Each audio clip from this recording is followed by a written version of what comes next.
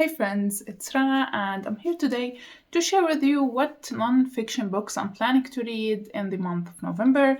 If you don't know, Nonfiction November is a reading initiative created and hosted every year by Olive from Book Olive.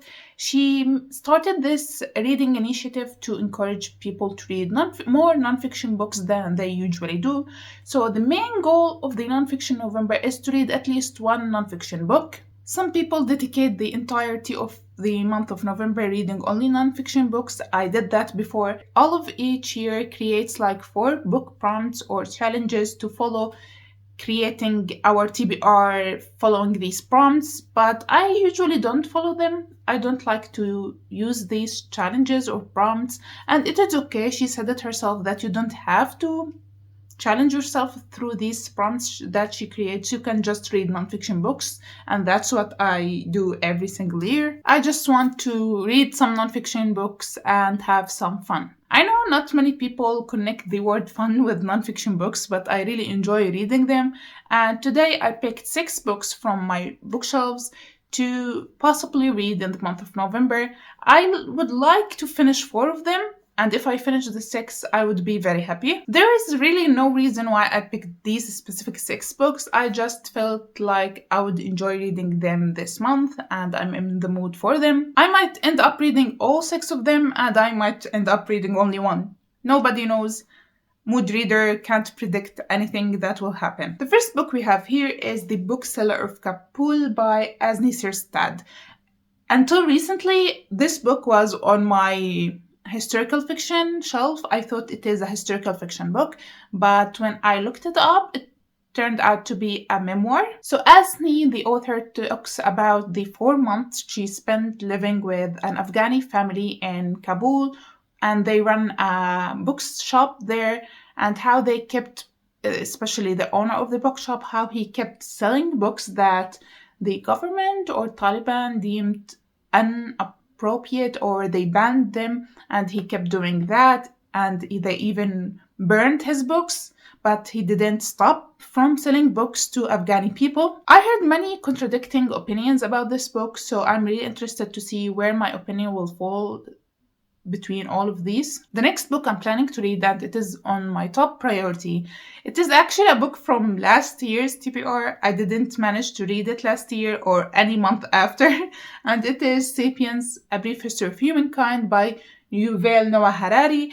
I didn't read it last year. I didn't even start it because I really feel intimidated by this book. I secretly put it on many TBRs after Nonfiction November of last year, and I didn't end up reading it. I really hope that I can collect my courage to finally start it. It is, as the cover says, it is like a brief history of humankind, of everything that happened from the dawn of history till now. And I know I'm gonna love it, but I can't even get myself to start it. The next 2 books on my TBR are medicine nonfiction books. You know, I love them. I can't live without them. And the first one is The Man Who Mistook His Wife for a Hat by Oliver Sacks. This book has been on my Goodreads TBR for so many years. I really have been interested in this book for so long, but I didn't find it anywhere for some reason until I found it secondhand in a book sale, so I was so excited to pick it up. So the back of this book says, in his most extraordinary book, Oliver Sacks recounts the stories of patients lost in the bizarre, apparently inescapable world of neurological disorders. These are case studies of people who have lost their memories,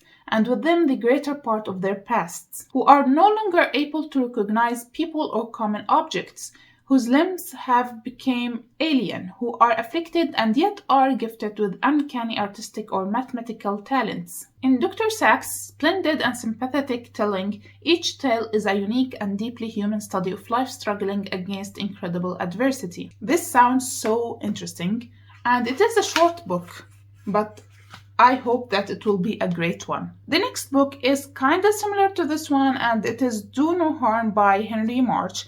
This one talks about people and their life stories suffering from neurological disorders. This one talks about a brain surgeon. Talks about his life as a brain surgeon and how difficult of a job he has. And if you know me a little bit, you know that I love these kind of books. I love reading about doctors, about medicine, diseases, and all of that jazz. Then we have Outliers by Malcolm Gladwell.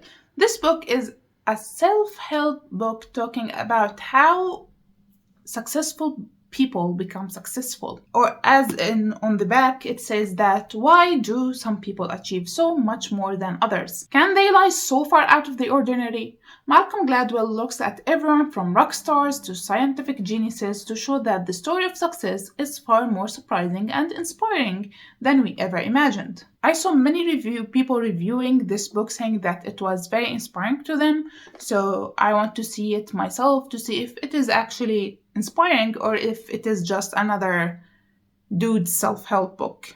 And the last book that I want to squeeze with all of these is this short one called Longitude, the true story of a lone genius who solved the greatest scientific problem of his time by Deva Sabel. I just picked this book because of the cover design and the interesting title. I never heard of it before until I saw it in a book sale and I just bought it. Longitude is the dramatic human story of an epic scientific quest. The longitude problem was the thorniest dilemma of the 18th century. Lacking the ability to measure longitude, sailors throughout the great ages of exploration had been literally lost at sea. At the heart of Dava Sobel's fascinating brief history of astronomy, navigation, and horology stands the figure of John Harrison, self-taught Yorkshire clockmaker, and his 40-year obsession with building the perfect timekeeper. Battling against the establishment, Harrison stood alone in pursuit of his solution and the £20,000 reward offered by the Parliament. I don't know, it may not sound interesting to many people, but it truly did sound interesting to me, and I hope it doesn't disappoint me. So these are the 6 books that I'm planning to read in the month of November for Nonfiction November. I have even more nonfiction books that I haven't read on my shelves, but these are the one that I'm more in the mood to read recently, so I picked them up. I even have more nonfiction books on my TBR shelf that I want to read, but these that are the most I'm in the mood to read, that's why I chose them. So that's it for today's video. Very short TBR video. I know all of my TBR videos are very short because I don't know what to talk about when I haven't read the books yet. So definitely keep an eye for my Nonfiction November wrap-up video where I will definitely have more things to say in that video. So that's it for today's video. Please tell me in the comment section what nonfiction books are you planning to read this November, and I will see you next time. Bye!